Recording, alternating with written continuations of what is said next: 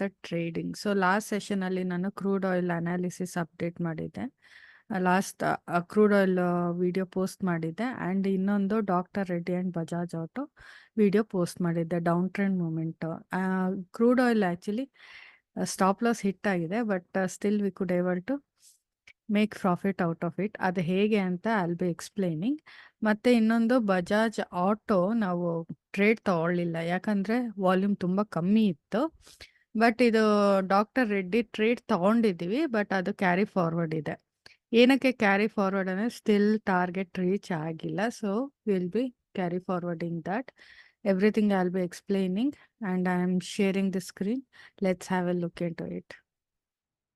ನೆನ್ನೆ ಅನಾಲಿಸಿಸ್ ಪ್ರಕಾರ ನೋಡಿ, ಇದು 2 ಅವರ್ಸ್ ಟೈಮ್ ಫ್ರೇಮು. ಸೊ ಇದ್ರ ಪ್ರಕಾರ ನಾವು ಇಲ್ಲಿ ಕ್ಯಾಂಡಲ್ ಕ್ಲೋಸ್ ಆಗಿದೆ ಅಲ್ವಾ, ಸೊ ಇದ್ರ ಪ್ರಕಾರ ನಾವು ಸ್ಟಾ